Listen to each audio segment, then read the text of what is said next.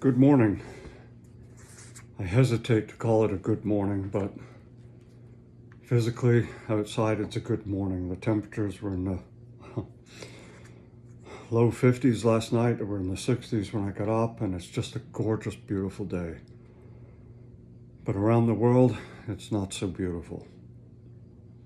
Today is Tuesday, September the 3rd, and I just saw in the news that Hamas, who murdered those 6 people 48 hours before they were found, did so because they knew that the IDF forces were close by.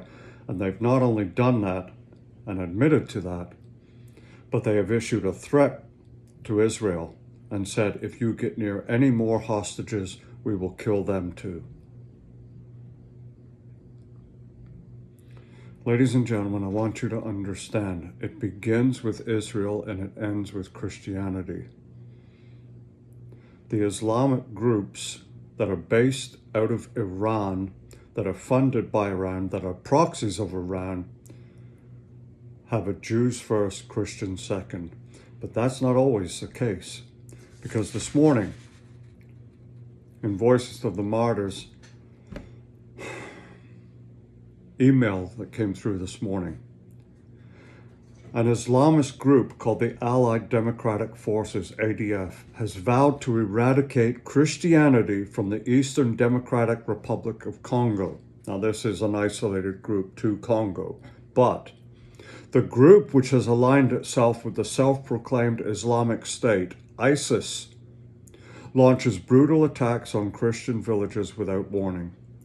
ADF fighters kill, maim, and abduct Christians, destroying their homes and churches, and women are often subjected to sexual abuse. On June the 18th, 2022, so only 2 years ago, ADF fighters attacked Margaret's village. They forced her and others into the jungle, then made Margaret watch as they killed her 2 brothers. Margaret eventually escaped from the ADF, but the trauma from the attack left her unable to speak. You can imagine it, can't you? VOM is working to help persecuted Christians like Margaret recover from the trauma of violent attacks. After receiving 6 months of spiritual care and encouragement from other Christians who had suffered for their faith, Margaret started to feel whole again. She has now regained the ability to speak. God has given me hope for living, she said.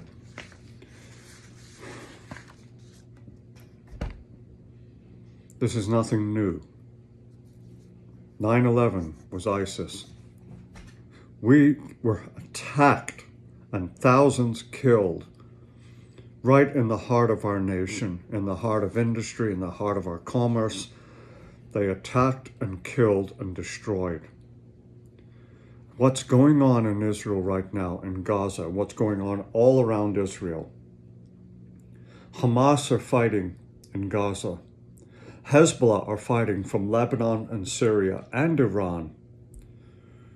Then the Houthis in the south from Yemen are attacking shipping and making us pay more for goods because these ships are now having to go all the way around Africa instead of cutting through the Suez Canal and other areas there. They can't do it anymore. They're frightened. We're going to end up paying the price, literally paying the price, extra on top of our goods. Prices are already going up. But Hamas issues a warning to Israel and said, if you get near any more hostages, we will kill them as well. I think we should turn around and say to them, and I say we, America, the United States of America, should turn around and say, if you harm a hair on any one of those heads, we will annihilate you and all the Palestinians that support you and all the supporters around the world that support you and your terrorist regime. We will annihilate you, and then we will turn on Iran. We will take out Lebanon. We will take out Syria, and now even Turkey is supporting Hamas. Ladies and gentlemen, there is a ring of fire around Israel. This is a war of good against evil. This is a war of God against Satan.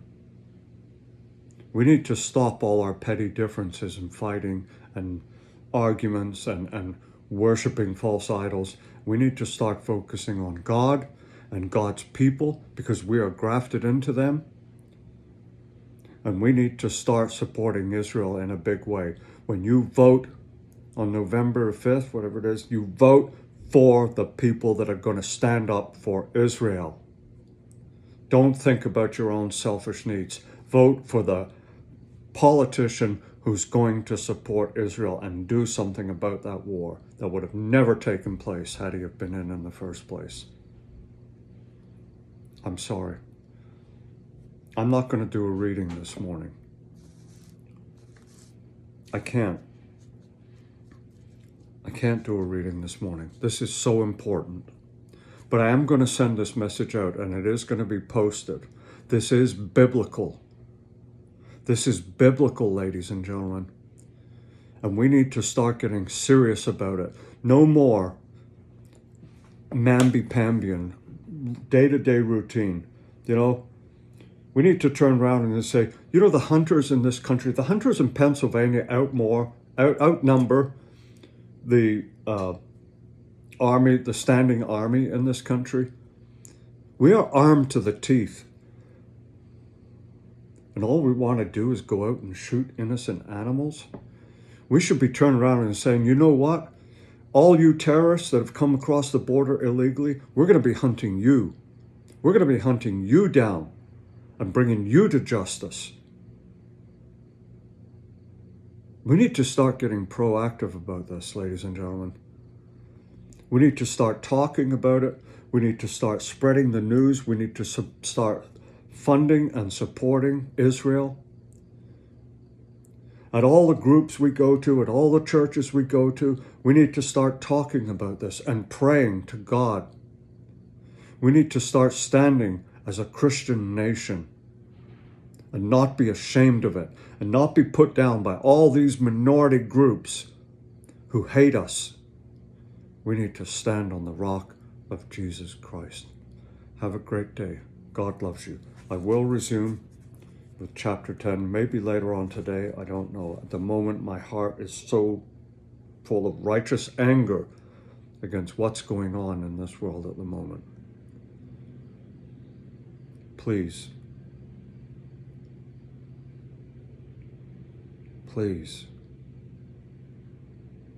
pray for Israel. Pray for our nation that we do the right thing by Israel. Remember, God loves you, and I love you too. Bye for now. I'll speak to you tomorrow.